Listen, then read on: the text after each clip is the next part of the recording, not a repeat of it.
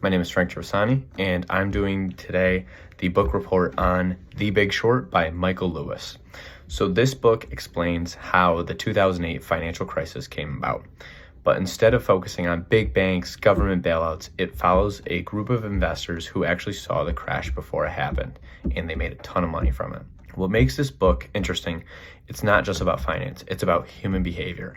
And it shows how greed, ignorance, blind trust in systems that don't always have your best interests led to one of the worst economic collapses in history.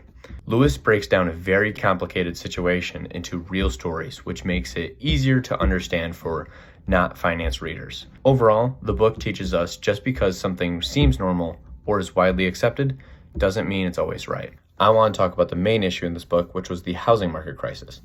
At the time, banks were giving out mortgages to almost anybody, even people who couldn't realistically afford it. These are called subprime mortgages. People believed housing markets would pretty much rise indefinitely, which led to risky behavior by banks. For example, someone could buy a house and sell it for almost 25% gain a few months after. But a few investors like Michael Burry and Steve Eisman realized this couldn't last long. They saw that many borrowers who would eventually default on their loans if it even rise 1%. So instead of following the crowd and thinking the housing market would rise indefinitely, they bet against the housing market. They were early, but they were right. Something most people thought were crazy at the time. Next problem I want to talk about was the financial system failure in this. This situation got worse because the risky mortgages and these complex financial products that even the people that were selling them didn't know what they were, like mortgage-backed securities and CDOs. These products were sold to investors because they were rated safe by credit rating agencies, even though they were very, very risky.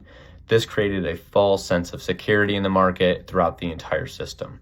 Banks focused on short-term profits. Rating agencies failed to properly evaluate this risk for retail investors, and regulators didn't step in when they needed to. Eventually, when homeowners started defaulting on their loans because their interest rates went up, the entire system collapsed and fast. While the investors made huge profits, millions of people lost their homes, jobs, savings, and many more.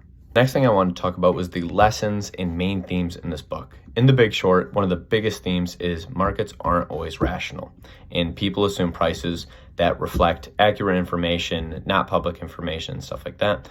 But in reality, markets can be driven by emotion and groupthink, which is why we study behavioral finance. Most investors ignored warning signs because they trusted the system and didn't want to go against the majority. And another key lesson in this was the importance of independent thinking. These investors like Michael Burry and Steve Eisman made a ton of money because they weren't necessarily smarter than everybody else, but they went against what everybody else believed. This connects directly into behavioral finance because it shows how psychology plays a huge role in decision-making when it comes to investing money. One part in The Big Short that really stood out to me was how Michael Lewis kind of described the human impact on the financial crisis to those humans that lost their jobs and stuff like that. While some investors who most famously made profits like Barry, millions of people lost their homes and jobs. This creates a big ethical question because the same system that allowed some of these people to win also caused some serious damage. And it makes you think whether the financial system is actually built to help people or is it just to maximize profits? This has been a dilemma for years. And another thing that this shows is that many people in the system knew that this was happening and they chose to ignore it because they didn't want to go against the majority or that they were already making money from it, which is a conflict of interest. This highlights the importance of ethics in finance and why we study it, because decisions don't always affect the numbers. They actually affect real people's lives. And overall, this book shows how financial decisions have real-world consequences and that responsibility is much more than just profit. As a senior finance student at St. Bonaventure, this book really stood out to me because it highlights how important it is to truly understand risk and not blindly trust the majority and financial systems.